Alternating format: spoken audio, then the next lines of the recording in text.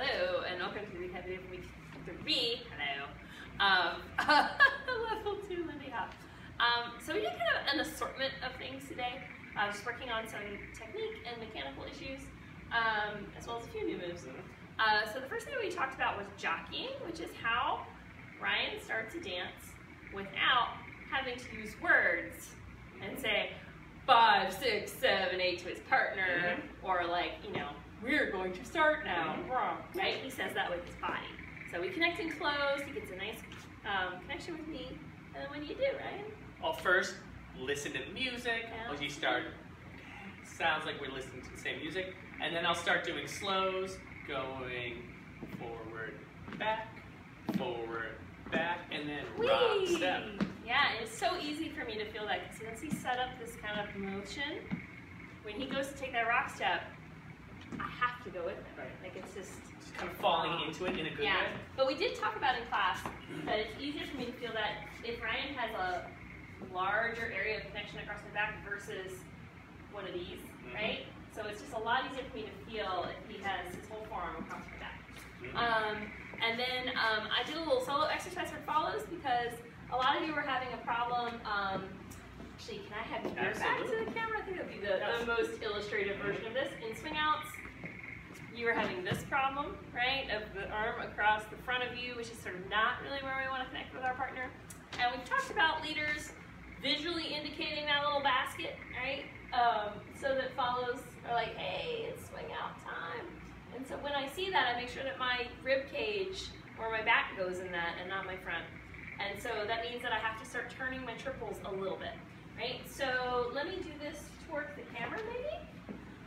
So we did a little exercise, actually maybe away from the camera. That would probably be better. So we did a little exercise for follows where I had you go rock, step, triple step. So you sort of made a quarter turn with your triple step. And then now your side is available instead of your front. And then I had you continue your momentum, step, step, triple step, just straight backwards. So all your energy is going backwards now. So also maybe if I do it this way, so I get a little bit more space. Rock, step, starting to turn, step, step, triple step. So the only danger with this is don't turn yourself immediately, because that can create its own problems, right? If I turn myself too soon, right? Like I just totally sped up and turned myself way too soon.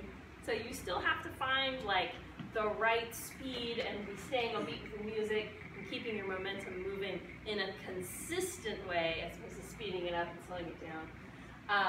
But just giving you some tools to be able to turn your body so that you can connect with the part of your body that you want rather than the part of your body that you don't want. And then we talked a little bit about follows, how we utilize our sort of lane position with our partner. Let's see, maybe can I have my back to the camera? Sure. So we talked about that newer follows tend to like kind of go all over the place. So they have a really nice time. They're like, oh, I'm having a really great time with music here. Let me move all over, right? And so I was asking you to pick a line with your partner and to stretch away from your partner and do your basic in place. Away, basic in place. So that I'm staying oriented to my partner the whole time, right? Rather than moving around. But then also, if we turn this way, I'm also not moving forward and back a lot too, right? Because that changes the dynamic between us in an unpredictable way for my partner. Right, but you can be rhythmically really clear with your footwork without traveling quite so much. And unless you're intending to. Yeah, and trying to keep the shoulder and twistiness, like try not to winkle unnecessarily. And then we did some side passes. So we did an inside turn, side pass, and this was also utilizing this line that we've been working on staying on. Sure. Because the follow gets to stay on that line and leaders get off of it to lead his turns. So rock, step, triple. Can we do another one? Actually from this angle too? Just so I get it from both angles. Rock, step, triple. Yeah. Do you want to do one other maybe? Yes, that would be lovely. Rock, step, triple. Right, so I try and stay on my line the whole time for this side pass. And then we had a side pass that did not have a turn. So we're just switching places with no turn. Rock, step, triple.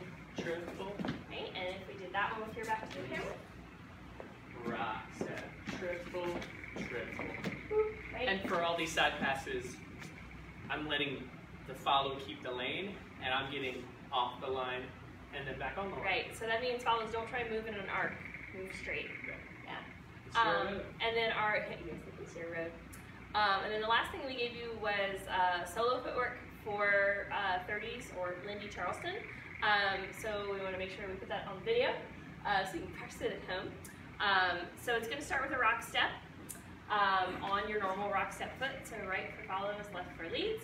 Can we do it This way and then switch? that way just a little bit? That's not like kiki. Yeah. And we're going to do it to the side, and then we're going to do it to the back.